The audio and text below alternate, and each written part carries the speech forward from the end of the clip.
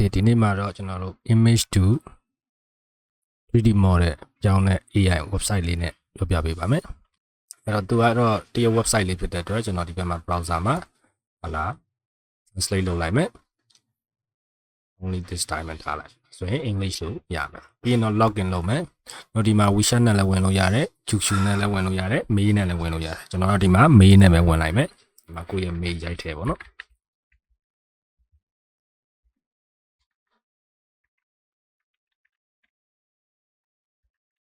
ပြီးရင်တော့ get the captcha ဆိုတာလေးကိုနှိပ်လိုက်မယ် agree နှိပ်လိုက်အဲဆိုရင်ကိုယ့်ရဲ့ email တွေကိုကုတ်လေးဝင်လာလိမ့်မယ်အဲကုတ်လေးကိုရိုက်ထည့်တယ် okay ပြီးရင်တော့ login ဝင်လိုက် okay သူကတော့ဒီမှာเนาะတန်းချင်းမှာ single image ရှိရယ် multiple image ရှိတယ်အဲ့တော့ကျွန်တော်ဒီမှာ multiple image တွေဝင်လိုက်မယ်ကျွန်တော်တို့ဒီမှာ 3D sky website ထဲရပါတော့ထားပါတော့ကျွန်တော် furniture တခုဖူးပေါ့ okay ဒီမှာကျွန်တော် 3D model တွေဝင်လိုက်မယ်ဒါပါတော့ furniture ထဲမှာကျွန်တော် share တွေဝင်လိုက်မယ် okay အဲ့ဒီမှာကျွန်တော်ဒီတဲကထားပါတော့ popular တွေဝင်လိုက်မယ်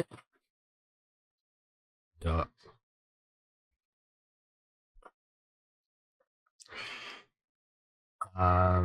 ါပါတော့ကျွန်တော် model တစ်ခုပေါ့နော်ရှာလိုက်မယ်ဒီကျွန်တော်ဒီကောင်လေးပေါ့နော်ဒီကောင်လေးကိုကျွန်တော် save လိုက်မယ်ပေါ့ဒီကောင်လေး save လိုက်မယ်ဒီ front view လေးတွေ save လိုက်မယ် back view လေးတွေ save လိုက်မယ်အဲ့တော့အဲ့ save ထားတဲ့ကောင်လေးကိုကျွန်တော်ဒီမှာပြစ်ထည့်လိုက်မယ်ပေါ့ okay အဲ့တော့ဒီမှာတော့ကျွန်တော် crop လုပ်ထားတယ်ပေါ့နော်ဟုတ်လားအဲ့တော့ဒီမှာ front view နေရာမှာကျွန်တော် front view ထည့်လိုက်မယ် back view နေရာမှာကျွန်တော်တို့ back view ကိုထည့်လိုက်မယ်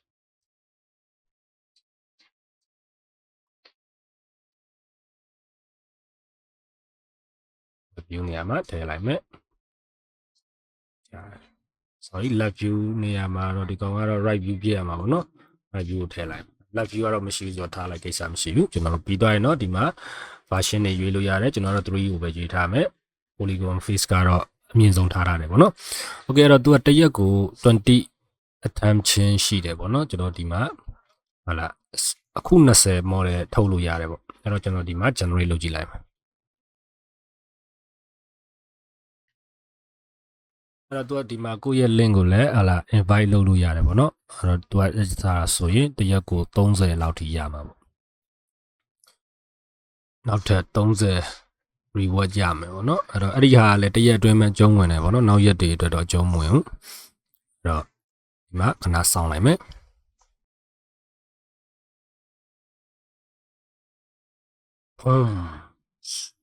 ရန်ကို detail လည်းဖြစ်တယ်ပေါ့နော်ဒီမှာချက်ကြည့်လိုက် okay ပြီးသွားရင်တော့သူကဒီမှာကျွန်တော်တို့ဟလာ file type ပြီးပေါ့ကျွန်တော်ကဒီမှာ obj file နဲ့ရွေးလိုက်တယ်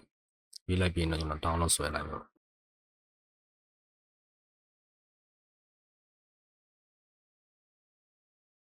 okay ရလာပြီအဲ့တော့ကျွန်တော်ဒီဘက်ကကောင်လေးကိုဟလာ extra shear နဲ့ဖြည့်လိုက်မယ်ပေါ့နော်ကြည့်ကြည့်အောင်ကျွန်တော် 3D mask file ဖွင့်လိုက်မယ်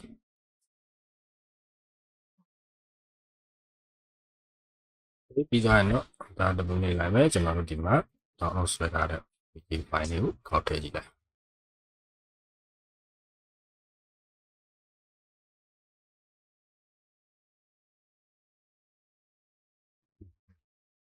polygon ကောက်နေရတော့မရတဲ့အတွက်ပေါ့နော်ဒီခဏပိတ်ထားမယ်ဒါပြီးသွားရင်တော့ကျွန်တော်တို့ဒီကောင်ကို pivot လေးကိုအောက်ကိုထားလိုက်မယ် line လောက်လိုက်မယ်ပြင်ပိတ်လိုက်ပြင်ကောင်ကို0 point မှာထားမယ် scale ကြည့်လိုက်မယ်polygon ကတော့သူကတော့များတယ်ပေါ့နော်ဒီလောက်တော့ရှိမယ်ပြီးမှကျွန်တော်တို့ okay အားလုံးအဆင်ပြေလိမ့်မယ်လို့တော့ပါတယ်ဒီမှာနည်းနည်း model လေးကတော့သူနည်းနည်းတော့လွဲနေတယ်ပေါ့နော်ရန်ကြီး detail တော့မဖြစ်ဘူးပေါ့ဒါကလည်းကျွန်တော်တို့ကဒီဘက်မှာဒီလိုဖြစ်ရမှာလေဒီမှာတော့ညီပြီးတော့ဟိုဘက်မှာမညီဘူးဖြစ်ဒီမှာတော့ညီပြီးတော့ကျွန်တော်တို့ဟို 3D master ထည့်လိုက်တဲ့အခါမှာဒီမှာနည်းနည်းလွဲနေအောင်တွေ့ရတယ်အဲ့တော့ကျွန်တော်တို့ဒီမှာ obj file နဲ့မဟုတ်ပဲねကျွန်တော် FVA နဲ့တစ်ခေါက်ထုတ်ကြည့်ကြအောင် ဒီမှာ SYMETRY ဆိုပြီး symmetry လုပ်ကြည့်မယ် okay ဒါဆိုရင်တော့နည်းနည်းတော့ရမယ်ပေါ့နော်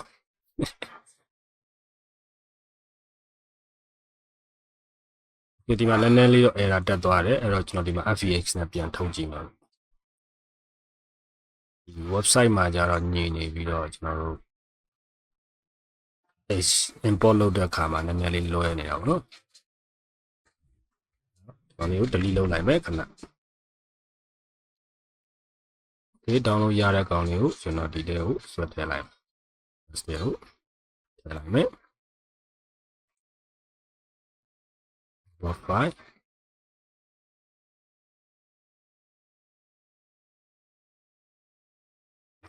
FVH ကြတော့လည်းပို့ပြီးတော့အဆင်ပြေတယ်ပေါ့